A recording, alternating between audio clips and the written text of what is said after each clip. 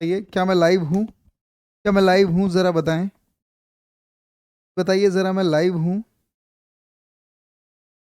Live हो गया हूँ क्या मैं? हाँ जी।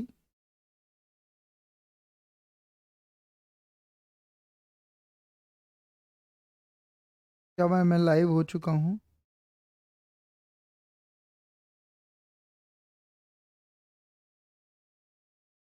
क्या मैं लाइव हो चुका हूँ ज़रा बताएं? क्या मेरी आवाज़ आ रही है? मुझे लग रहा है मैं आ रहा हूँ, विजिबल हूँ। ठीक है, चलिए चलिए, बहुत बढ़िया। एक मिनट वेट और करें, मैं ज़रा कुछ चीज़ें कर रहा हूँ। चलिए मैं बस करता हूँ अभी आपको। हाँ जी, मेरा काम, मैं आपकी कमेंट लगा रहा हूँ दरअसल। अ, हम कॉल कर रहे थे बेटा, कॉल कर रहे थे ना, और कॉल लगभग लगभग सारा खत्म हो गया। आज मैं वाच्य शुरू कर दूंगा, क्रिया का ही टॉपिक डाल रहा हूँ मैं, क्रिया के टॉपिक में ही डाल रहा हूँ। और मैं वाच्य शुरू कर रहा हूँ, बिल्कुल सब कुछ ठीक ठाक है। पहले बता दीजिए सब कुछ ठीक है, तभी मैं शुरू करूंगा इस क्लास को। मुझे लग रहा है अब सब सब चीज़ ठीक है। हाँ, आपके कमेंट आ गए श्री। चलिए मैं कल बता देता हूँ। देखो कल मैंने क्या किया था, आप जरा देखना, जरा मैंने यही कराया था। संदिग्ध वर्तमान से शुरू किया था, फिर भूतकाल पे आ गया था। भूतकाल का मैंने सामान्य भूतकाल बताया, आसन्न भूतकाल बताया, पर मैंने साथ में बताया आसन्न भूतकाल पूर्ण वर्तमान की तरह भी दिखता है। इस चीज को ध्यान रखना, आसन्न वर्तमान पूर्ण, आसन्न भूतकाल, भूतकाल पूर्ण वर्तमान का भी होता है। फिर इसके बाद तीसरा भूतकाल था पूर्ण भूतकाल, ये मैं इस पर कोई चर्चा नहीं कर रहा हूँ। अपूर्ण भूतकाल बता दिया मैंने। इसके बाद मैंने संदिग्ध भूतकाल बताया, और फिर मैंने हेतु हेतु मदबूत का छठा भूतकाल बताया, ये खत्म।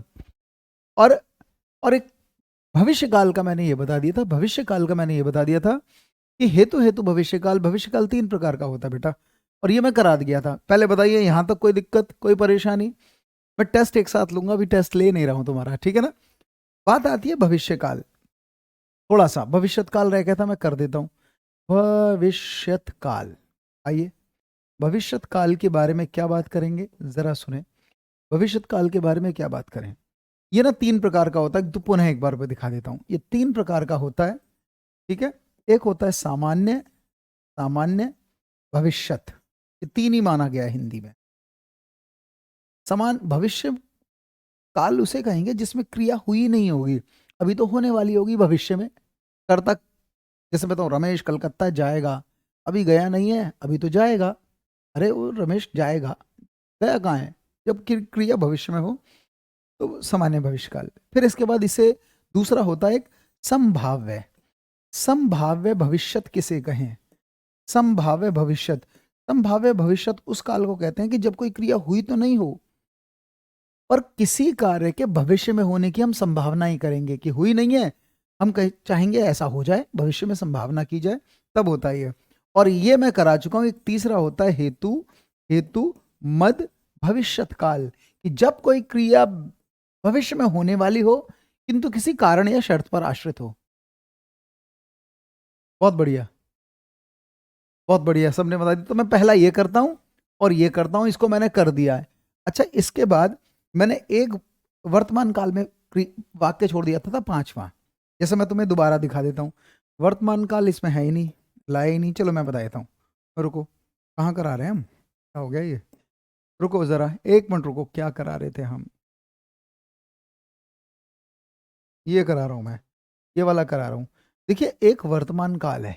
वर्तमान काल के मैंने मुख्य भेद तीन बताए थे, सामान्य, फिर मैंने बताया था तात्कालिक यानी अपूर्ण वर्तमान, और एक संदिग्ध वर्तमान, फिर मैंने एक बताया था पूर्ण वर्तमान जो आसन्न भूतकाल की जगह है था, और एक पांचवा पार्ट था संभाव्य। बहुत ध्यान से सुनना, संभाव्य, संभावनाएं वर्तमान में भी होती हैं और संभावनाएं भविष्य में भी होती हैं। इन दोनों में डिफरेंस करना है मुझे, इसको भी समझा देना है और इसको भी समझा देना। आइए मिलते हैं इससे। सबसे पहले मैं सामान्य भविष्य की बात करता हूं। इसे कहें सामान्य भविष्यत काल, इसे कहें सामान्य भविष्यत काल। तो देखिए किसे कहेंगे, ध्यान से सुनना, किसे कहें। सबसे पहले आपको भविष्य की परिभाषा बताओ। भविष्य काल उसे कहते हैं जब कोई कार्य हुआ ना हो, यानी भविष्य में होने वाला हो। तो मैं ऐसे लिखता हूं, जब कोई कार्य, पहले इसकी परिभाषा दे रहा हूं मैं, फिर बाद में सामान्य देखेंगे। जब किसी जब जब किसी, जब कोई कार्य शुरू ना हुआ हो, जब कोई कार्य जब कोई कार्य भविष्य में, जब कोई कार्य भविष्य में होने वाला हो, इसका मतलब अभी कोई कार्य हुआ नहीं होगा, अभी तो होने वाला होगा, भविष्य में होने वाला होगा, ठीक है ना। जब कोई कार्य भविष्य में होने वाला हो, किंतु भविष्य में होने वाला हो किंतु सामान्य स्थिति में हो, नॉर्मल सी कंडीशन में भी होगा, सामान्य स्थिति में हो। जब मैं इसमें लिखाता हूं ना सामान्य स्थिति में हो, तो कई बार बच्चे समझ नहीं पाते, पर ये काल भविष्य में सामान्य की बात करेगा, ये काल भविष्य में सामान्य की बात करेगा। इस चीज को ध्यान रखना है तुमको, ठीक है भाई, इस चीज को तुमको ध्यान रखना है। पहले बताओ, ये बात मैंने लिखवा दी, अभी मैं करूंगा बात, आइए मिलते हैं, रुकिएगा बेटा। भविष्य की बात करने जाएंगे, बड़े आसान आसान प्रश्न है, कुछ मुश्किल नहीं है, जरा बताइए। पहला, जब कोई कार्य भविष्य में होने वाला हो किंतु सामान्य स्थिति में। अब ध्यान से सुनिए, मैं भी लिखूंगा तो बड़ा आसानी से बता दूंगा, लेकिन मैंने इसका ना एक रूल बताता हूँ। देखो, मुझे मेरे सर ने कभी कभी बता, सर ने क्या पढ़ाया, मैंने ही तुमको पढ़ाते पढ़ाते कुछ सूत्र खुद ही जनरेट किए। दरअसल हमें जो हमारे सर पढ़ाते थे, कभी यूनिवर्सिटी में पढ़ाते हैं तो कभी इफ एंड बट पढ़ाते नहीं थे, वो तो बड़ा बस खो जाते थे पढ़ाते पढ़ाते, और उसके बाद आप कितना समझ सकते हैं समझिए। फिर हमें किताबों की जरूरत होती है और चीज़ों की भी जरूरत होती थी। कभी कभी ऑनलाइन जो बैच होता है ना, ऑनलाइन जो बैच होता है, उसमें हमारी एक जिम्मेदारी है, आप पढ़ें या ना पढ़ें, हमें सिखाई देना है आपको। एक मैंने ये चीज़ देखी कि बच्चा मेरे पास कोई भी आए ना और कुछ डिमांड लेके आ रहा है कि मुझे कंपटीशन में सिलेक्ट होना है, तो फिर मैं उस हद तक जाऊंगा कि आप देखो या ना देखो, आपको आना चाहिए, ठीक है ना। तो फिर हम इसे सूत्र से बताते हैं, फॉर्मूले से। रुक जाइए, पानी पी लूँ जरा एक बार।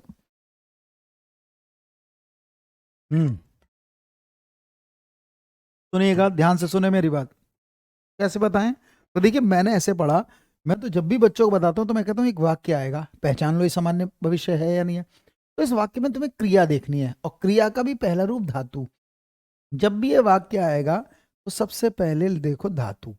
इसी क्रिया के शब्द में कुछ शब्द चिपके होंगे। धातु शब्द में क्या लगा होगा? तो कई बार कई टीचर ये लिखाएंगे कि गा, गे और गी, ऐसे लिखा देंगे, गा गे गी, अंत में ये इनमें से कोई आ जाएगा।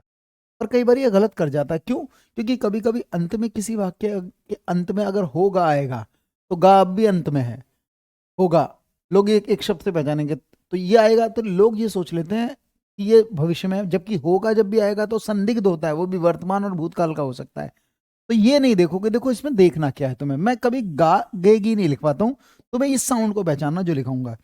जब कुछ भी समझ में ना आए और तुम्हें एकदम पहचानना हो ये सामान्य भविष्य का है, तो फिर ऐसा करना, धातु देखो और उसके बाद तुम ये देखोगे एगा, साउंड गा नहीं देखना, एगा, फिर आएगा एगे, और ये आएगा एगी। कभी कभी एंगी एगी ना आए तो एंगी, बिंदी भी आ सकती है, एंगी, एंगे, एंगा। ये बिल्कुल याद रखना, जब कभी ये सिचुएशन किसी वाक्य में देखो अंत में, वो भविष्य सामान्य भविष्य का होगा। जैसे बताओ, बताइए, अगर मैं कहता हूं रमेश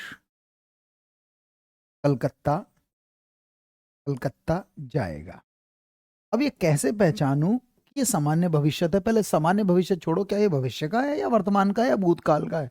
तो देखिए, रमेश कलकत्ता जाएगा, भी गया नहीं है, अभी तो वो जाएगा, ये क्रिया तो भविष्य में होगी या कल हो, ठीक है या नहीं है? रमेश कलकत्ता जाएगा, पर क्या ये सामान्य स्थिति में बोला जा रहा है? ये साधारण सी बात है, रमेश कलकत्ता जाएगा, हम पानी पियेंगे, ठीक है ना, हम कल खेलने चलेंगे, कभी गए कहाँ, भी तो जाएंगे। तुम इसे ऐसे पहचानना, ये बिल्कुल भविष्य का है, कोई डाउट नहीं है इसमें किसी को। लेकिन एक बात तो, अंत में बताओ गा है या एगा, अंत में साउंड पहचानना है। पढ़ी थी केवीएस की, कोई बात नहीं, बढ़िया हो जाएगा। तो रमेश कलकत्ता जाएगा, बात क्लियर है ये, किसी को कोई डाउट नहीं है? एगा पहचानो, मैं तो इसे एक शब्द से ही पहचान लेता हूं। लेकिन अगर मैं कहता हूं रमेश कल सुबह की गाड़ी से, कल सुबह की गाड़ी से, कल सुबह की गाड़ी से कलकत्ता जाएगा, कलकत्ता जाएगा, तो अब भी वाक्य कितना ही बड़ा हो, हम अंत से पहचान लेंगे। क्या लिखा है? जाएगा, एगा, एगी, दिख रहा है नहीं दिख रहा है? एगा, एगी, इस तरह के शब्द नजर आएंगे। अरे रमेश कल सुबह की गाड़ी से कलकत्ता जाएगा, अभी गया क्या है, अब भी ये साधारण सी बात है, जाएगा भाई। ये सामान्य बात हो जाती है, ये भविष्य की सबसे सामान्य बातें हैं। आगे चलो, एक दो शब्द और बताओ। अगर मैं तुम कहूंगा हम क्रिकेट क्रिकेट खेलने खेलने चलेंगे, चलेंगे, तो क्या एंगे एंगी भी आ सकता है? क्या ये सामान्य भविष्य है या नहीं है? कोई डाउट है इसमें या नहीं, पहले बताइए, कोई डाउट है इसमें या नहीं? चलो बताओ। मैं अब घर जाऊंगी, मैं अब घर जाऊंगी, तो ये साधारण सी बात कह रही है कोई लड़की, ठीक है या नहीं है? क्या इसमें कोई किसी को शक, कोई सुबह, ये भविष्य की बात है, पहचानो भाई। ठीक है, मोहिनी मुंबई जाएंगे, है ना, मोहिनी मैं अब घर जाऊंगी, किसी से कह रही है, तो अभी गई कहाँ है, अभी तो जाएगी, साधारण सी बात कह रही है। ये सारे भविष्य है। अंत से पहचान लो कि उंगी, हालांकि इसमें उंगी आएगा, तो एंगा, एंगे, इंगी, उंगी, उंगा, ये सब आ जाएंगे, है या नहीं है? क्या पहचान लोगे तुम? कोई नहीं, पहला हो गया है भाई। बस आखिरी भविष्य बचा है, फिर मैं वाच्य पे जा रहा हूँ। क्रिया का एक पार्ट और बताया था मैंने, वाच्य है। मैं कल पढ़ूंगी, बिल्कुल। मैं कल गणित की पुस्तक पढ़ूंगी, बिल्कुल। मैं कल तुमसे कल पढ़ूंगी, मैं तुमसे कल पढ़ूंगी, ये भी है सामान्य बात। अब आती है संभाव्य। पहले मैं संभाव्य भविष्य बता रहा हूं, उसके बाद इसे वर्तमान में तुलना करूंगा। संभाव्य, अब संभावनाएं की जाएंगी कहां? भविष्यत में। इसके लिए सूत्र लिखने की जरूरत नहीं है, इसी आसान है, ये डायरेक्ट पहचानना तुम, क्योंकि एक तो करा ही थी हमने हेतु हेतु, वो तो कर लिया, ये आसान हो जाएगा। भविष्य काल उसे कहते हैं जब कोई क्रिया हुई ना हो, पर कभी कभी किसी कार्य के भविष्य में होने की हम संभावना करेंगे, कि कार्य हुआ नहीं है, अभी तो होगा, पर हम तो संभावना कर रहे हैं ऐसा हो जाए। तो जब किसी कार्य के भविष्य में होने की संभावनाएं की जाएंगी, तब वो भविष्य जाएगा। तो मैं इसकी परिभाषा लिख रहा हूं, क्या लिख रहा हूं? जब किसी, इसको बिल्कुल अलग तरीके से लिख रहा हूं, किसी कार्य के भविष्य में, भविष्य में होने की, होने की संभावनाएं, संभावनाएं, संभावनाएं की जाएं, की जाएं, जब किसी कार्य के भविष्य में होने की संभावना की जाए, तब उसे आप संभाव्य भविष्य लगाएंगे। अब हमें क्या सीखना है? ऐसा कौन सा वाक्य लिखूं कि तुम पहचान लो भाई ये संभाव्य भविष्य है। और इसका कई लोग सूत्र बनाते हैं, पर इसका सूत्र बनता नहीं है, क्योंकि नियम नहीं बन पाते। वैसे मैं कई बार इसे ऐसे बताता हूँ, जब भी कभी किसी वाक्य में जाए, खाए, पिए, हंसे, ऐसा, इसमें लास्ट में यह भी दिखता है, पर ऐसे मत पहचानो, ये गड़बड़ कर सकता है। तो इसे डायरेक्ट पहचानो। देखो मैं सीधा सूत्र लिख रहा हूं, बताओ। शायद आज वर्षा हो जाए। अब देखिए यहां पर मैंने ऐसे लिख दिया जाए, ऐसे आता ना, तुम्हें खाए, पिए, हंसे, रोए। देखो अब एक वाक्य आया, अब पहले ये पहचानना है क्या ये वर्तमान का है, भूतकाल का है, भविष्यकाल का। पहले तो ये बताओ। हिंदी हमारी ना मातृभाषा जुबान पे रखी है, हम अर्थ यूं निकाल लेते हैं। अभी ये क्रिया हुई नहीं है, शायद आज वर्षा हो जाए। अभी वर्षा हुई कहीं है, कहाँ है? वर्षा हुई कहाँ है? वर्षा हो जाए, आगे के लिए बात कह रहा हूं। पर देखिए शायद आज वर्षा हो जाए, अभी वर्षा हुई नहीं है, पर मैं इस कार्य की संभावना कर रहा हूं ऐसा हो जाए। ठीक है या नहीं? जब किसी, बिल्कुल सबके लिए काम कर जाएगा बेटा ये। जितने भी पीआरटी और जितने भी एग्जाम हैं, अगर काल आएगा तो इस क्लास से तुम देखो, क्लास को ये मत देखा करो मैं आसान दे रहा हूँ मुश्किल। एक थीम पकड़ो, कितना ही मुश्किल आ जाए कर लोगे तुम इसे। शायद आज वर्षा हो जाए, अभी हुई नहीं है वर्षा, अभी तो होगी, पर मैं इस कार्य की संभावना कर रहा हूँ ऐसा हो जाए। बस ये आता है। कई बार अजीब सा शब्द होता है, लगता है, लगता है कि सुरेश, कि सुरेश क्रिकेट खेले, क्रिकेट खेले। अब देखिए ये बात आपको ऐसे पहचाननी है, इसमें एंगा एंगी अंत में नहीं आ रहे, जिसमें एंगा एंगी आएगा वो तो सामान्य में चला जाएगा, और जब एंगा एंगी आए ना तो इसमें रख दो, संभावना करेंगे हम। जैसे मैं तुमसे कहूं लगता है सुरेश खेले, बताओ सुरेश खेल लिया या भी खेलेगा? अभी तो खेला नहीं है, अभी तो खेलेगा। लगता है सुरेश खेले, ये संभावना कर रहा हूं मैं भविष्य में। बात समझ में आई? इस तरह से है। कई बार आएगा संभव है, संभव है कि दोबारा कोरोना ना आए, दोबारा कोरोना आया, या संभव है कि प्रधानमंत्री, मैं ठीक से लिखता हूं, संभव है कि प्रधानमंत्री दोबारा चुने जाएं, दोबारा चुने जाएं। बताओ, चुन लिए गए या भी चुने जाएंगे? दोबारा चुने जाएंगे, दोबारा चुने जाएं। पर मैं तो इस कार्य की संभावना कर रहा हूं, ऐसा हो जाए। ये इस तरह से पहचानना, चुने जाएं, चुने जाएं। क्या मेरी बात तो समझ में आई? तो इसका सूत्र भी सीखने की जरूरत नहीं, मेरे ख्याल से हो जाएगी ये बात हो जाएगी। अगर आ जाएगा हम क्रिकेट खेलेंगे, ये नहीं है संभावना, ये तो मैं सामान्य बात कह रहा हूं, हम क्रिकेट खेलेंगे, तुम घर चलोगे, पर शायद वो घर आ जाएगी, आई नहीं है, पर मैं तो संभावना कर रहा हूं आ जाएगी। संभव है दिवाली के बाद फिर प्रदूषण हो, हाँ संभावना कर रहे हैं आप। तो जब संभावना हो जाएगी, जब संभावना हो जाएगी, तब उसे संभावना में रख दोगे। दो ही तरह का तो वाक्य हुआ, हेतु हेतु तो बड़ा आसान रहा। इन दोनों में यही अंतर है, कहाँ संभावना है, कहाँ संभावनाएं नहीं है। तो ऐसा ये याद रखोगे। अच्छा, ये तो तुमने सीख लिया, यहीं पर ही मैं बताऊंगा मैं इसको, ये तो तुमने सीख लिया, ये तो तुमने सीख लिया। पर हमारी हिंदी में एक वाक्य ऐसे पहचानना पड़ता है, कभी कभी है संभाव्य। ये सुन लो, इसको देखो, संभाव्य ये भी क्लैश करता है। और मैं वर्तमान बता रहा हूं इस बार। अब वर्तमान में क्रिया वर्तमानता में रहेगी, उन्हें भविष्य की नहीं होगी। लेकिन तुम मुझे बताओ, वर्तमान में भी संभावना कैसे है? जैसे देखिए, मैं तुमसे कहता हूं, शायद मेरी बुआ, सेम ही चीज कह रहा हूं, घर पहुंची हो, घर पहुंची हो। अब तुम्हें देख के बताना है, घर पहुंची हो, पूरा वाक्य लिखा है मैंने, घर पहुंची हो, ये पूरा वाक्य एक है। मैं तुमसे कह रहा हूं शायद मेरी बुआ, तुम्हें पढ़ा रहा हूं इस समय में, ध्यान रखना। और तुमसे ये बात कह रहा हूं, अरे यार मेरी बुआ ना, शायद मेरी बुआ घर पहुंची हो। तो बताओ, ये काम भविष्य में होगा भी, ये काम सिद्ध हो चुका है। मैं तुमसे कह रहा हूं, अरे नीचे मेरी बुआ कमरे में आई हो, बात हो गई। और कितना आएगी? वर्तमान मत्ता में तो आ गई मेरी बुआ।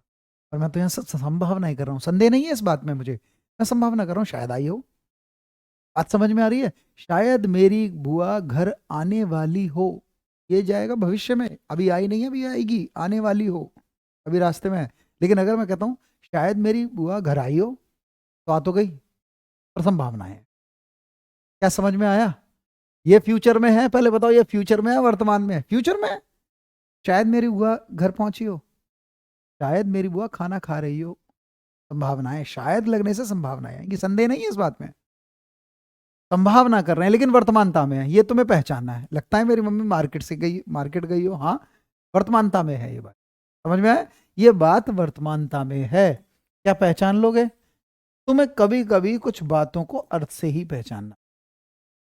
क्या समझ में आ रही है? दोनों में अंतर करके दिखा दिया मैंने, कहाँ वर्तमान है और कहाँ। लेकिन इन वाक्यों में कभी कभी क्लैश होता है, ये संदिग्ध के साथ क्लैश हो जाता है। तो कई लोगों ने तीन ही माने वर्तमान के, जैसा कि इसे हटाइए तो गड़बड़ करेगा। तो प्रेजेंट, ऐसे मैंने दोनों तुम्हें तर्क दे दिए कैसे क्या है। तो मेरी वजह से आज काल का, क्रिया का एक पार्ट और खत्म होगा। काल आज मैं क्या खत्म कर रहा हूँ, ये हो गया भाई। टेस्ट अभी नहीं ले रहा हूँ, टेस्ट साथ में लूंगा, पढ़ो इसे। आगे की कहानी है बनी, आगे की कहानी बड़ी वाच्य। वाच्य क्रिया का ही प्रकार के रूप में पहचाना जाता है। वाच्य, वाच्य को इंग्लिश में कहते हैं वॉइस। वॉइस माने एक्टिव और पैसिव, सुना है? इसको मैं शुरू कर रहा हूं, अगली बार से हम इसके बारे में बात करेंगे। जितना ये चला जाता है उतना देखो, आप इसको कंटिन्यू करोगे। वाच्य, वाच्य पे आ गया भाई मैं। ये क्रिया का ही प्रकार भेद माना जाता है। कई बार वाच्य, वाक्य नहीं वाच्य, कई बार वाच्य ऐसे पहचाना जाएगा मेरे बच्चे कि कभी कभी एक वाक्य में क्रिया होगी। क्या होगी? क्रिया। क्रिया के द्वारा ही पहचाना जाता है, पर यह देखा जाता है क्रिया कर्ता के अनुसार चल रही है। कभी कभी क्रिया कर्ता के अनुसार चलती है तो होता है कर्तृवाच्य। कभी कभी क्रिया कर्म के अनुसार चलती है, ऑब्जेक्ट के अनुसार चलती है। जब क्रिया कर्म के अनुसार चलेगी, क्रिया का लिंग वचन कर्ता बदलता है, कर्ता के अनुसार चलता है, तो कर्तृवाच्य। क्रिया का लिंग वचन कर्ता के अनुसार नहीं, कर्म के अनुसार चले, तब वो कर्मवाच्य है। लेकिन कभी कभी क्रिया ना तो कर्ता के अनुसार चलती ना कर्म के अनुसार, इंडिपेंडेंट रहती है। जब क्रिया इन दोनों के अनुसार चले ही ना, स्वतंत्रता रख ले, तब वो होता है वो भाववाच्य। अब ये बात सही है ना? वर्तमान किया, बस खत्म कर दिया हेमंत मैंने, ठीक है ना भाई? चलो आगे बढ़ते हैं। इस बार वाच्य करने जा रहा हूं। तो देखिए, वाच्य क्रिया का ही रूप है। मैं वाच्य का एक टॉपिक ले ले रहा हूं, तुम्हारे पेपर में आ सकता है, तुम्हारे पेपर में पूछ सकता है, वाच्य के बारे में, बड़ा आसान है। अब पहली बात सुनो, वाच्य ही किसे कहते हैं? अगर एक तो है वाच्य और एक होता है वाक्य। पहले तो इन दोनों में अंतर है। वाक्य माने सेंटेंस, वाच्य माने वॉइस। और वॉइस इंग्लिश में दो होते हैं, एक्टिव और पैसिव। जिसे तुम एक्टिव कहते हो हम उसे कर्तृवाच्य कहते हैं, जिसे तुम पैसिव कहते हो हम उसे कर्मवाच्य कहते हैं। पर हमारी हिंदी में वाच्य दो नहीं है, इंग्लिश में दो है, एक्टिव और पैसिव। हमारी हिंदी में वाच्य तीन प्रकार का है, कर्तृवाच्य, कर्मवाच्य और भाववाच्य। क्या है ये? नाम से मुश्किल है पर है सबसे आसान ये टॉपिक। चलिए, वाच्य क्रिया के अंदर ले रहा हूं इस टॉपिक को मैं, ध्यान रखना क्रिया में ही जा रहा है। तो देखो, वाच्य का सबसे पहले, कभी कभी तुम्हारे पेपर में वाच्य का अर्थ पूछेगा और एक शब्द से, कभी भी पूछे वाच्य का अर्थ क्या होता है, तो वाच्य का अर्थ होता है प्रधानता। क्या होता है? प्रधानता माने बड़ापन, ग्रेटनेस। कि भाई किसी वाक्य में बड़ा कौन है। किसी वाक्य में कर्ता बड़ा होता है क्योंकि कर्ता ही क्रिया को बदलता है। कभी कभी किसी वाक्य में कर्ता बड़ा नहीं होता, कर्ता प्रधान नहीं होता, कर्म प्रधान होता है, कर्म क्रिया को बदलता है। लेकिन कभी कभी ना तो कर्ता बदल सकता ना कर्म बदल सकता, तो फिर क्रिया ही बड़ी है, फिर भाव बड़ा है, ऐसे मान लीजिए। तो वाच्य का अर्थ है बड़ापन, अंता, ग्रेटनेस, ठीक है ना? लेकिन वाच्य का एक अर्थ और लिया जाता है। वाच्य का अर्थ होता है बोलने का विषय। वॉइस माने होता है बोलना, आवाज देना, वॉइस। बोलने का मुख्य विषय कौन है वो बताता है वाक्य। मुख्य विषय, बोलने का विषय, ये भी होता है बोलने का विषय। वाच्य का अर्थ होता है बोलने का विषय। बहुत ध्यान से सुनना, बोलने का विषय कि जो बात बोली जा रही है उसका मुख्य विषय कौन है, कर्ता है, कर्म है या क्रिया है, कौन है मुख्य विषय, ये बताता है। एकदम नहीं आएगा वाच्य समझ में, जो बोल रहा हूं वो करो। फिर अचानक इसकी कोई परिभाषा दे तो देखो इसकी परिभाषा क्या होगी। मैं डेफिनेशन दे रहा हूं पहले, हो सकता है तुम्हें पूछे। फिर आज देखना कितना आसान होता है वाच्य। परिभाषा, पहले मैं सीधा सीधा लिखने पाने पे आ रहा हूं, ठीक है? लिखते हैं हम। तो वाच्य किसे कहते हैं? वाच्य, वाच्य, वाक्य लिख दे रहा हूं बार बार, वाच्य। और परिभाषा में ऐसे लिखता हूँ, वाच्य किसे कहते हैं, मैं साधारण शब्दों में लिख देता हूं, लेकिन वाच्य को ना प्रॉपर वे में लिखो। वाच्य क्रिया के उस रूप को कहते हैं, क्रिया का ही रूप है वाच्य।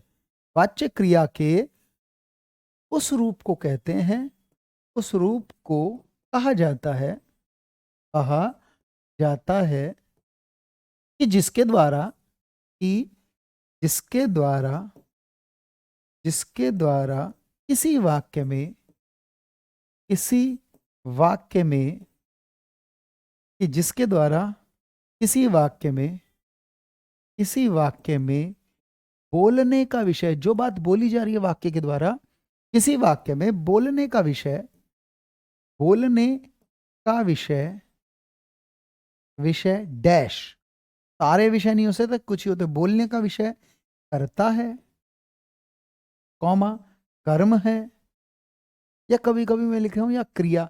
और जब क्रिया मुख्य विषय होता है तो वो किसी के भाव को प्रकट करता है, तो भाव भी लिख। वाच्य तो क्रिया का वो रूप था जिसके द्वारा मुझको ये जानकारी मिलेगी, क्या, कि किसी वाक्य के अंदर कौन बड़ा है, बोलने का विषय कौन है, कर्ता है, कर्म है या क्रिया है। तीनों नहीं हो सकते, एक ही मुख्य विषय हो सकता है। वाक्य में आते तीनों हैं, पर मुख्य विषय कैसे पहचानोगे कौन बड़ा है, ये सिखाना है मुझे। तो वाच्य क्रिया के उस रूप को कहा जाता है जिसके द्वारा किसी वाक्य में बोलने का विषय कर्ता है, कर्म है या क्रिया में से कोई एक हो, है ना? में से, में से कोई एक हो। पहले बताओ ये परिभाषा समझ में आई तुम्हें? सारे नहीं होंगे, कोई एक हो। देखो एक बार मैं दोबारा पढ़ लेता हूं, अलग तरीके से लिखा है। वाच्य क्रिया के उस रूप को कहा जाता है जिसके द्वारा किसी वाक्य में बोलने का विषय कर्ता, कर्म, क्रिया में से कोई एक हो, यानी इनमें से कोई एक मुख्य विषय होगा। बात समझ में आई? बोलने का विषय है, मैं बोलूंगा बात, फिर तुम्हें पहचानना बात किसकी हो रही है, कर्ता की हो रही है, कर्म की हो रही है, क्रिया की। ठीक, आगे बढ़ता हूं। तो सीधी सीधी बात है, तुमसे पूछेगा, तुमसे पूछेगा, देखो मैं तुम्हें बताता हूँ एक सेंटेंस। देखो, मैं अगर तुमसे कहूँ राम सेब आता है, पहले बताओ ये वाक्य है? तुम कहोगे हाँ जी सर वाक्य तो है। फिर मैं पूछूंगा इसमें कर्ता कौन है, तो तुम कहोगे राम करता है। कर्ता उसे कहते हैं जो क्रिया कर रहा है। फिर तुम अचानक कहोगे इसमें कर्म कौन है, इसमें क्रिया कहाँ है? तो तुम कहोगे क्रिया है या खाता है। इसे हटा लूं अब भी क्रिया हो रही है, राम तो खाता है, राम पीता है, ये क्रिया, ठीक है। और इसमें कर्म भी आ गया, अब कर्म तो सिखा दिया सकर्मक क्रिया तुम्हें। ये ऑब्जेक्ट है, ऑब्जेक्ट दिखता है, ये कर्म है। और देखिए आ तीनों चीज गई, कर्ता भी आ गया, कर्म भी आ गया और क्रिया भी आ गई। और तीनों बड़े नहीं है, कोई एक बड़ा है। कौन बड़ा है इसमें? अब ये डिसाइड कैसे करें? वाच्य हमें किसी वाक्य में ये देख के बताता है कि इनमें से बड़ा कौन है, और उस एक को बढ़ाने वाला सिस्टम वाच्य कहलाता है। और कोई मुझसे पूछे बताना कौन बड़ा है इसमें, तीनों बड़े हैं? नहीं, इसमें बात पता है किसकी है? कर्ता, ये बड़ा है। ये कैसे पता लगे? तो कभी कभी ये कर्ता ना असली में ये जो क्रिया है ये पुल्लिंग की क्रिया है, खाता है कौन? राम, राम पुल्लिंग है। लेकिन जैसे ही मैं इसका अगर जेंडर चेंज कर दूंगा, सीता सेब खाता है या खाती है, तो तुम कहोगे खाती है। जैसे ही मैंने कर्ता बदला तो क्रिया बदल गई। क्या कर्ता, क्रिया का जो लिंग वचन है कर्ता के अनुसार चल रहा है? जब क्रिया का लिंग वचन कर्ता बदलता है तो इसमें इंपॉर्टेंस सबसे ज्यादा कर्ता की है, ऐसे पहचानना पड़ता है। बात समझ में आई? लेकिन कभी कभी वाक्य में कर्ता के बदलने पर अगर क्रिया ना बदले तब कर्ता प्रधान नहीं है, फिर कोई और प्रधान होगा, क्योंकि क्रिया को बदलने का अब किसी और को अधिकार हो गया। समझ में आई बात? ये बात समझ में आई? मैं वैसे अभी नहीं कर रहा हूं, अभी सुनो। बात आई है, मुश्किल नहीं लग, पहले बताओ आ रही है बात समझ में तुम लोगों को? बात तुम एक्टिव पैसिव कैसे सीखे हैं? वैसे ही है, चलो कर रहा हूं। तो वाच्य तो क्रिया के उस रूप को कहते हैं जिसके द्वारा मुझे किसी वाक्य में एक की प्रधानता नजर आती है। होते सारे ही हैं पर कोई एक प्रधान हो सकता है, बस वो वाच्य बताता है। फिर अचानक तुम्हें यहां से पूछेगा प्रश्न, पूछेगा वाच्य के प्रकार बताइए। तो हमारी हिंदी में जो वाच्य है, जो वॉइस है, उसके 3 प्रकार माने जाते हैं। वाच्य के प्रकार या भेद कितने माने जाते हैं? 3। पहले मैं लिख दूं फिर तब कर्म प्रधान होगा। अभी देखेंगे कर्म प्रधान कैसे होगा, अभी तो बात करेंगे, एकदम थोड़ी ना। वाच्य के प्रकार 3 होते हैं। अगर वाच्य के प्रकार 3 है तो पूछेगा नाम बताइए कौन कौन से। तो देखिए पहले वाच्य का नाम, कई लोग इसे कृत वाच्य कहते हैं जबकि गलत बोलते हैं। क फिर र बोला जाता है ऊपर वाला, क र फिर बोला जाता है त्री, ये लिखा है कर्त्री। एक होता है कर्तृवाच्य, ठीक है भाई। एक दूसरे वाच्य का नाम है जिसे हम कहते हैं कर्मवाच्य, जिसे हम कहते हैं कर्मवाच्य, जिसे हम कहते हैं कर्मवाच्य। वाक्य में कर्म प्रधान होगा, ठीक है। और कभी कभी ना, कब, और एक तीसरा वाच्य जिसे हम कहते हैं भाववाच्य। भाववाच्य है, बात ध्यान रखना, समझ में आ रही है वो? क्लियर है? समझ में रहे हो ना तुम? समझते रहो बस। इंग्लिश में जिसको वॉइस आता है वो जानता है इसको, ठीक है ना। और नहीं आता ना इंग्लिश में जिसको वॉइस, तो आज मैं हिंदी में करा रहा हूँ, देखो, ठीक है। अब बात आई, क्या बताओ फिर कर्तृवाच्य किसे कहें? तो देखिए कर्तृवाच्य में आते तीनों हैं, और जिसमें कर्तृवाच्य में वो वाच्य होता है जिसमें कोई बड़ा नहीं होता, केवल कर्ता बड़ा होगा। जब सब्जेक्ट की ग्रेटनेस दिखाई देती है किसी वाक्य में, जिसमें कर्ता की प्रधानता हो पूरे वाक्य के अंदर, उसे कहते हैं हम कर्तृवाच्य, बस ये। लेकिन कभी कभी कर्ता बड़ा, सब्जेक्ट बड़ा नहीं होगा, ऑब्जेक्ट बड़ा होगा, कर्म बड़ा। तो जिस वाच्य में कर्म की प्रधानता होगी, और कर्म कैसे प्रधान हो सकता है, कर्म बड़ा कैसे हो सकता है? क्रिया, क्रिया जो है वो किसी के साथ नहीं चलती, कर्म के अनुसार चलेगी। इसमें इसका मतलब पूरे वाक्य में कर्म बड़ा अकड़ के चलता है, यार क्रिया मेरे साथ है। और कभी कभी कर्ता के साथ होगी, कभी कभी क्रिया किसी के साथ भी नहीं होगी। ये तुम्हें पहचानना भी, देखेंगे। एक है कर्म प्रधान, एक वाक्य में होता है ऐसा।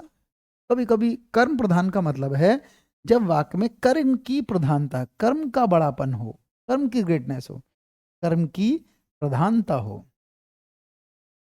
इस बार नवोदय और केवीएस के भी वैकेंसी आ गई है, तुम लोग उसको भी भरना भाई।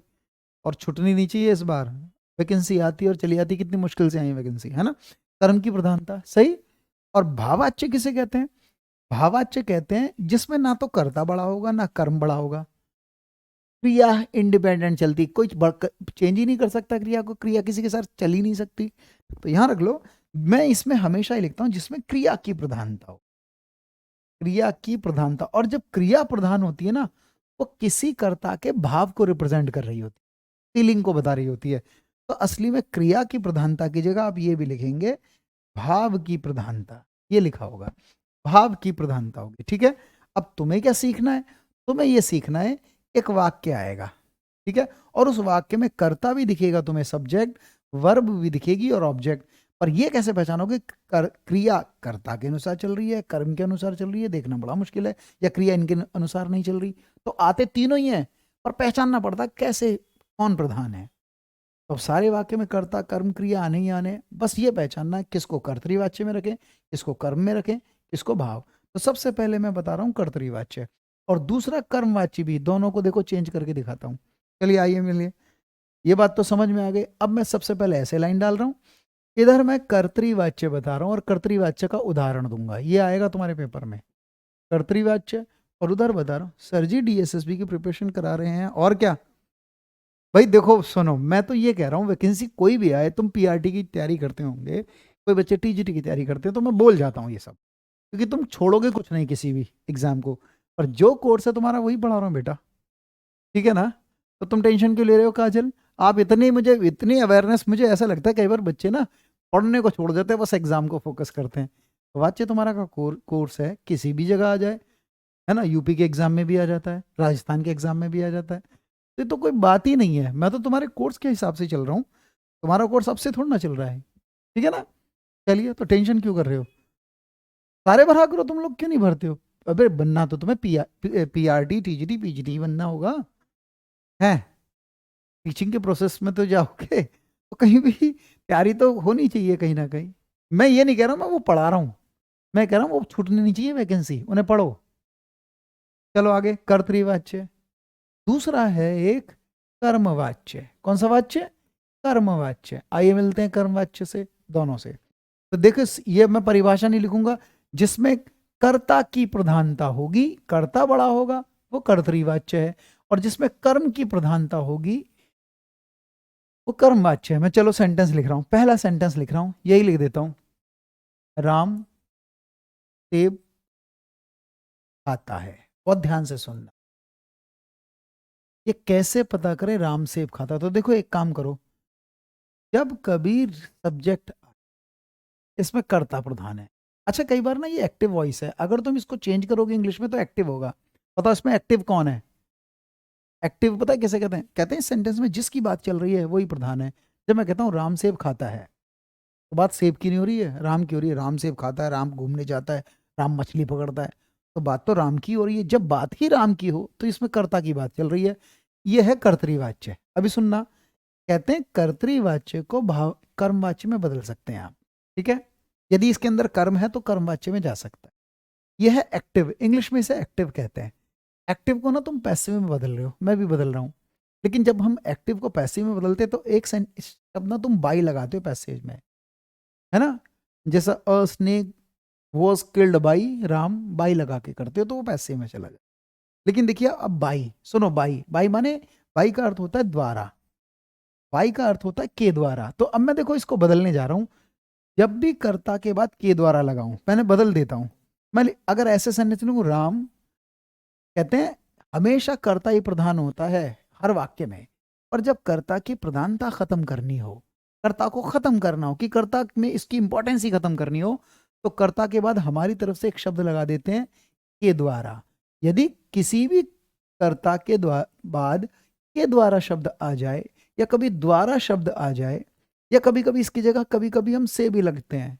कभी तुमने सुना होगा कर्ता ने कर्म को करण से, कारक पढ़ा होगा, एक कारक करण होता है, करण की पहचान से होता है, पर इसी से का अर्थ होता है के द्वारा। तो कभी के द्वारा और द्वारा की जगह से भी लगता है, यानी इन तीनों में से कोई शब्द आए कर्ता के बाद, तब वो कर्तृवाच्य नहीं होगा। तो मैं ऐसे लिख रहा हूं, इस सेंटेंस को बना रहा हूं, राम के द्वारा, राम के द्वारा क्या लिखूं, अच्छा बताओ, ये वाक्य वर्तमान का है, राम सेब खाता है, तो वर्तमान में ही बदलता है, राम के द्वारा बस के द्वारा लगा और इसी वाक्य को बनाना, राम के द्वारा सेब खाया गया, या राम के द्वारा सेब खाया जाता है। अरे जब राम सेब खाता है, वर्तमान में, खाया था तो नहीं है, खाता है, तो राम के द्वारा सेब खाया जाता है, ऐसे ही बदला जाएगा ये वाक्य। राम के द्वारा फिर क्या लिखा है, सेब खाया जाता है। अब समझो मैंने बदल भी दिया है, पहली नजर में तो ये बताया जब कर्ता के बाद के द्वारा आएगा तो कर्तृवाच्य गया, खत्म, और अगर कर्ता के बाद के द्वारा नहीं आया तब वो कर्तृवाच्य है। पहली चीज तो ये बताई मैंने, ऐसे रट लो, हमेशा करना, कुछ सीखने की जरूरत नहीं है। सब्जेक्ट के बाद के द्वारा, द्वारा या से ना दिखाई दे, वो कर्तृवाच्य है, हो गया। आगे बढ़ता हूं मैं, अब ये कैसे पहचाने कि इस वाक्य के अंदर राम है कर्ता, क्रिया है ये, और सेब है कर्म, सेब कर्म दिखाई देता है, ये है कर्म। वाक्य में तो तीनों चीजें आ गई, इसके अंदर भी तीनों चीजें हैं, देखो कर्ता के बाद के द्वारा है, के द्वारा भी इसके साथ ही रख लीजिए। ये पूरा का पूरा कर्ता है। राम कर्ता उसे कहते हैं जो क्रिया कर रहा है, क्रिया अब भी राम ही कर रहा है, राम के द्वारा सेब खाया जाता है। फिर क्रिया क्या हुई, जाता है या खाया जाता है, क्रिया ये हुई है पूरी, खाया जा रहा है, खाया जाता है। और क्या खाया जाता है, सेब, ये कर्म है। तीनों वाक्य में कर्ता कर्म, दोनों वाक्य में कर्ता है, कर्म है, क्रिया है, कर्ता है, कर्म, क्रिया है। तो ये कैसे पहचाने ये कर्तृवाच्य है? तो देखो आइए, सबसे आसान तरीका है इसका। पता है असली में कभी कभी इस क्रिया को देखा जाता है, क्रिया किसके अनुसार चल रही है, क्रिया को कौन डांस करा रहा है, नृत्य करा रहा है, तो क्रिया इसके अनुसार नहीं चल रही, कर्ता के अनुसार चल रही है क्रिया। ये कैसे क्या पता करें? तो बताओ ये स्त्रीलिंग है या पुल्लिंग? अब तुम ये जान लोगे, राम सेब खाता है तो राम पुल्लिंग है। ऐसा करते हैं, इसका स्पेलिंग चेंज करो, इसकी जगह जेंडर चेंज करो। तो राम की जगह मैं लिख देता हूँ सीता। इसी वाक्य को बनाओ, इसी वाक्य को बनाओ, तो मैं कहूँगा सीता सेब, बताओ खाता है या खाती है? तुमने लिंग परिवर्तन कर दिया है कर्ता का, है ना, खाती है। अच्छा बताओ, जैसे ही मैंने कर्ता को चेंज किया तो क्रिया बदल जाएगी। इसका मतलब क्रिया कर्ता का साथ निभा रही है। जब क्रिया कर्ता के अनुसार चलती है तब वो कर्तृवाच्य है। कर्म के अनुसार कर्म कुछ भी बदल लो, राम केला खाता है, सीता केला खाती है, तो सीता के अनुसार बदला, केले के अनुसार क्रिया नहीं बदल रही। ठीक है या नहीं है? ठीक है। राम ककड़ी खाता है, सीता ककड़ी खाती है। ठीक है। यहां ना कर्ता के अनुसार, जब क्रिया का लिंग वचन कर्ता के अनुसार चलता है तो उसे कर्तृवाच्य कहते हैं। सही है। जब क्रिया कर्ता के अनुसार ढलती है तब वह कर्तृवाच्य। चलो ऐसा करते हैं, किसी ने कहा कि कर्ता को बदला जाए और क्रिया बदल जाए तो कर्तृवाच्य होगा, कर्ता प्रधान है। उसका कर्ता कौन है, राम। चलो इस बार इसका भी लिंग वचन बदलें, देखें ये भी कर्तृवाच्य है, कर्ता के अनुसार क्रिया बदल रही है। तो मैं बदलने जा रहा हूं, राम की जगह इस बार भी लिखा सीता, और फिर लिखा के द्वारा या सीता से या सीता द्वारा। फिर बताओ सेंटेंस सीता के द्वारा। चलो बताओ, सेब खाई जाती है या लिखना पड़ेगा सेब खाया जाता है? फिर मैं लिख रहा हूं सेब खाया जाता है। इस बार कर्ता के बदलने पर क्रिया पे कोई इफेक्ट नहीं हुआ, क्योंकि क्रिया कर्ता के अनुसार चल ही नहीं रही, क्रिया तो किसी और के साथ हो गई। अरे समझ में आया या नहीं आया? जैसे ही तुमने को द्वारा लगा दिया, ठीक है, पर कर्ता तो यही है, राम की जगह मैंने जेंडर चेंज किया सीता, पर क्रिया अब भी खाया जाता है, अब भी खाया जाता है, क्योंकि अब कर्तृवाच्य है नहीं। जब भी कर्तृवाच्य को खत्म करना हो तो कर्ता के बाद के द्वारा देख लो या लगा दो, खत्म, कर्तृवाच्य। फिर एक काम करो, अब ये कैसे पता लगे कि जो क्रिया हो रही है सेब के अनुसार चल रही है, सेब के अनुसार चल रही है? तो एक काम करो, सेब की जगह कुछ और शब्द बदल दो। देखो सेब पुल्लिंग है, पुल्लिंग का मतलब समझते हो, सेब गिर गया, चलो इसकी जगह ककड़ी लिख के देखो, ककड़ी गिर गई है ना, राम के द्वारा ककड़ी खाई जाती है। इसके बदलने पर क्रिया बदलेगी, इसका लिंग वचन बदलोगे तो क्रिया भी बदल जाएगी। तो क्रिया का लिंग वचन जब कर्म डिसाइड करेगा तब उसे कहते हैं कर्मवाच्य। ये मैंने पहले तुम्हें बहुत अच्छे आसान तरीके से कराया। तुम एक छोटी सी नजर में ये सीखे कि जब राम के बाद के द्वारा ना दिखाई दे तो कर्तृवाच्य, के द्वारा दिखे तो कर्मवाच्य। अब इसे पूरे अर्थ से बताओ मुझे, मैं आज दो ही क्लियर करूंगा, पहले ये फिर अगली क्लास में। चलो ये बताओ, अगर मैं कहता हूं पिताजी, पिताजी अखबार पढ़ रहे हैं, अखबार पढ़ रहे हैं। मेरे सर तो कुछ नहीं बताते थे ये सब, उन्होंने कहा कि जब बात कर्ता की होगी तो कर्तृवाच्य है, और जब जब बात कर्म की होगी, कर्म ऐसा लगेगा कर्म की बात हो रही है, तब वो कर्म। तो बताओ इस सेंटेंस को बताओ, जब मैं कहता हूँ पिताजी अखबार पढ़ रहे हैं तो बात अखबार की हो रही है, पिताजी की? अरे पिताजी तो अखबार पढ़ रहे हैं, राम सेब खाता है तो बात राम की हो रही है। और इसे गौर से पढ़ के देखना, राम के द्वारा सेब खाया जाता है, राम के द्वारा ककड़ी खाई जाती है, राम के द्वारा सब्जी बनाई जा रही है, तो बात तो सब्जी की कर रहे हैं आप। ठीक है। लेकिन अगर मैं कहता हूँ पिताजी अखबार पढ़ रहे हैं तो बात पिताजी की हो रही है, कर्तृवाच्य, और माताजी लिखूंगा क्रिया बदल जाएगी। फिर भी बताओ, कर्ता के बाद के द्वारा नहीं दिखा, कर्तृवाच्य है या नहीं है? लेकिन अगर मैं लिखूं, चलो इसको बदलो, कई बार वाच्य परिवर्तन आएगा। ये सेंटेंस कॉन्टिन्यूस का दिया है तो, और प्रेजेंट में ही है ना, वर्तमान में, तात्कालिक वर्तमान में, तो उसी तरह से चेंज होना चाहिए। तो मैं लिख देता हूं पिताजी के द्वारा, या पिताजी द्वारा भी आ सकता है, के द्वारा की जगह द्वारा, पिताजी द्वारा अखबार, अखबार पढ़ा जा रहा है तो यहां भी पढ़ा जा रहा है। इंग्लिश में ट्रांसलेट करोगे तो पैसिव है। एक और बताओ, एक सेंटेंस और बताओ, मैं जानबूझ के देता हूं, कभी कभी आएगा राम ने पुस्तक पढ़ी। बहुत ध्यान से सुनना, ये जानबूझ के दे रहा हूं। इस बार मैं भूतकाल का वाक्य दे रहा हूं। राम ने पुस्तक पढ़ी, पढ़ तो लिया और कितना पढ़ेगा, सामान्य भूतकाल है। अच्छा, कई बार आएगा राम ने पुस्तक पढ़ी, और अगर मैं लिखूं राम द्वारा या राम के द्वारा पुस्तक पढ़ी गई, तो कुछ नहीं समझो अभी, पढ़ी गई, पढ़ी गई। सुनो, जब भी राम के बाद के द्वारा दिखाई दे तो कर्मवाच्य, और राम के बाद के द्वारा नहीं है तो कर्तृवाच्य। लेकिन देखिए यहाँ एक दिक्कत है। एक बार मैं क्लास में पढ़ा रहा था और मैंने एक सेंटेंस दिया कि राम ने पुस्तक पढ़ी, ये कर्तृवाच्य है, और मैं अर्थ से सिखाया हमें ये। लेकिन फिर मुझसे ये कहा एक बच्चे ने कि सर एक बार बताइए, आपने बताया कि अगर कर्ता बदले तो क्रिया बदल गई तब कर्तृवाच्य। हाँ या सर इसका जेंडर चेंज करना। फिर मैंने पढ़ा, मैंने कहा देखो करो, सीता ने पुस्तक पढ़ा या पढ़ी, पुस्तक पढ़ी। उसने कहा सर एक बार बताइए, आप इसे कर्ता में रख ले, कर्तृवाच्य है, इसमें कर्ता के बदलने पर तो क्रिया नहीं बदली, अब भी पढ़ी है, यहाँ भी पढ़ी है, पढ़ा होना चाहिए था इसे। राम ने पुस्तक पढ़ा, तब तो मानते हम। तो देखो एक बात सुनो, कभी कभी ना नियम धरे के धरे रह जाते हैं। सबसे पहले एक काम करो, जब भी भूतकाल का वाक्य और ने आ जाए कर्ता के बाद, तब वो कर्तरी लगाना है तुम्हें, कितना ही बड़ा वाक्य हो। पहले तो ये सुनो। लेकिन देखिए, तुम मुझे बताओ, इसमें अर्थ पहचानो। बताओ क्रिया किसके अनुसार चल रही है, राम के अनुसार या पुस्तक? और भी मुझे बताओ यहाँ बात किसकी हो रही है। जब मैं कहूंगा राम ने पुस्तक पढ़ी, राम ने रामायण पढ़ी, तो बात रामायण की नहीं हो रही, राम की हो रही है।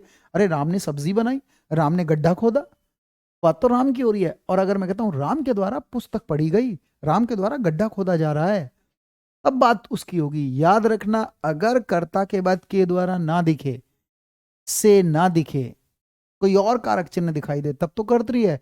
लेकिन जब आ जाए सीता के द्वारा नजर आएगा तो कर्तरीवाच्य है। जब भी कर्ता के बाद ने दिखाई दे, ने दिखाई दे, उसे आंख बंद करके कर्तरीवाच्य लगाना है तुम्हें। भूतकाल में ये अपवाद है। समझ में आ रही है बात? ये मैंने दो वर्तमान के वाक्य दिए, ये भूतकाल का दिया। एक सेंटेंस और बताओ, भविष्य का और दे रहा हूं। मां 2 पत्र लिखेगी, मां 2 पत्र लिखेगी। तो बताओ बात किसकी हो रही है? बात तो माँ की हो रही है, माँ ही तो लिखेगी 2 पत्र। और माँ के बाद के द्वारा नहीं है, से नहीं है, तो जाएगा कर्तरीवाच्य। लेकिन अगर मैं यहाँ कहूं माँ द्वारा, के द्वारा की जगह द्वारा 2 पत्र, अच्छा भूतकाल की क्रिया, माँ ने अभी लिखे नहीं है पत्र, लिखेगी, सामान्य भूतकाल है, तो कैसे बनाएंगे? माँ द्वारा 2 पत्र लिखे जाएंगे, भूतकाल भविष्य में ही जाएगी ये बात, लिखे जाएंगे, लिखे जाएंगे। तो बताओ क्या इसमें कर्म वाच्य है? पहले बताओ, समझ में आ रही है बात? समझ में आई? अगली क्लास में बेटा, अगली क्लास में मैं आपको, अगली क्लास में मैं भाववाच्य और क्लियर करूंगा, पर अभी है इसमें कुछ बातें अभी बाकी हैं। कम से कम 2-3 चीज बातें होंगी, वो मैं अगली क्लास में ले जाऊंगा। पहले बताओ ये तुम्हें समझ में आई बात? आज की बात क्लियर हुई? एक सेंटेंस में भाववाच्य बता ही देता हूँ अभी भी, थोड़ा सा भाववाच्य और बता देता हूँ। देखो एक बात सुनो, इसमें ना ये करता है, ये कर्म है या क्रिया है? जब कभी कर्तृवाच्य तो है क्योंकि के द्वारा नहीं है, लेकिन किसी वाक्य में कर्म है, तब वो कर्मवाच्य में ही बदलेगा, क्योंकि कर्म है तो कर्म जरूर आएगा, कर्मवाच्य। लेकिन देखिए अगर मैं ऐसे एक सेंटेंस दूं, देखो इस बार भाववाच्य में बदलना दिखा रहा हूं। मैं कहता हूं राम चलता नहीं, राम चलता नहीं है। तो बताओ यहां बात चलता नहीं है, इसमें बताओ सब्जेक्ट है राम, और अगर के द्वारा नहीं दिख रहा या से नहीं दिख रहा, कभी कभी से भी आता है, राम है ना, अगर के द्वारा नहीं दिख रहा तो ये कर्तृवाच्य है। क्या ये कर्तृवाच्य है? क्योंकि अगर मैं कहता हूं सीता चलती नहीं है, चलता की जगह चलती आ जाएगा, क्रिया बदलेगी, ये कर्तृवाच्य है। ये कौन सा वाच्य? कर्तरी। लेकिन देखिए इसमें ये कर्ता और पूरी क्रिया है, कर्म है ही नहीं, तब ये कर्मवाच्य में बदल नहीं सकता, क्योंकि कर्मवाच्य में कर्म होना जरूरी है। अब इसे बदलेंगे तो सही, तो ये भाववाच्य में बदलेगा, और इसका वाच्य ऐसे बदलेगा, राम के द्वारा, या तो मैं लगा दूंगा के द्वारा, या कभी कभी हम राम की जगह से भी लगा सकते हैं, राम की जगह से भी लगा सकते हैं। राम के द्वारा चला नहीं जाता, राम से चला नहीं जाता, ऐसे लिख देंगे, चला नहीं जाता। अरे ऐसी तो होगा, राम से चला नहीं जाता। अब एक काम करो, अगर कर्ता के बाद के द्वारा और से दिख गया, तब तो कर्तरी गया, अब कर्तरी नहीं है। अब देखेंगे क्या कर्मवाच्य है?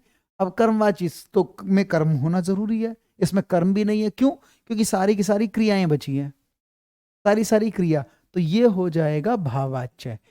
जब भाववाच्य आता है ना, तो उसमें कोई भी कर्ता किसी काम को करने के लिए असमर्थ हो जाता है, कर ही नहीं सकता वो काम। जैसे मैं कहूं, राम से अब चला नहीं जाता, राम से दौड़ा नहीं जाता, अब राम इस कार्य को करने में पूरी तरह से असमर्थ है, उससे होगा ही नहीं ये काम, राम से खेला नहीं जाता।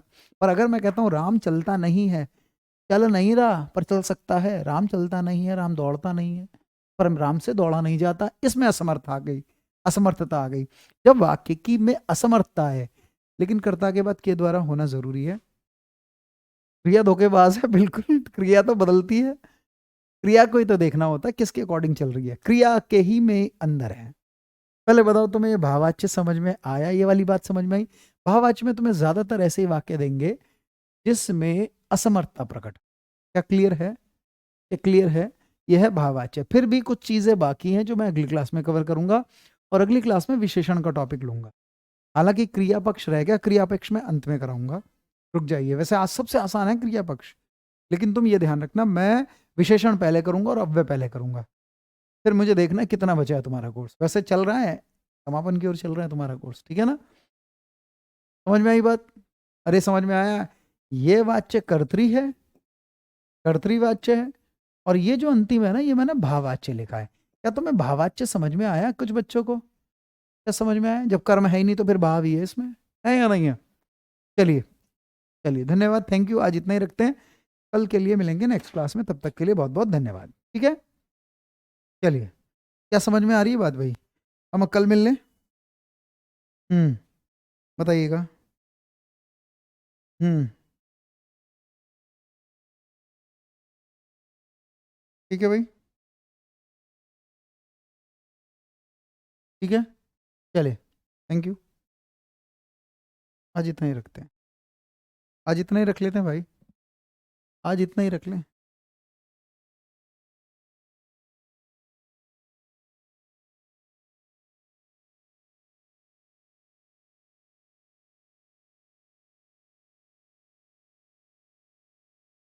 राम के द्वारा पुस्तक, राम के द्वारा पुस्तक पढ़ी गई तो कर्मवाच्य है, राम के द्वारा पुस्तक पढ़ी गई, ठीक है ना? सही है, राम के द्वारा पुस्तक पढ़ी गई तो कर्मवाच्य तान्या। टेस्ट टेस्ट अभी नहीं, अभी ध्यान रखो। चलो, मैं इसे भेजता हूँ तुम्हारे सामने, और को ये भेज दूं मैं, फिर मैं इसे एंड करूंगा। तो मुझे बताओ, कुछ कोई डाउट तो नहीं है किसी को?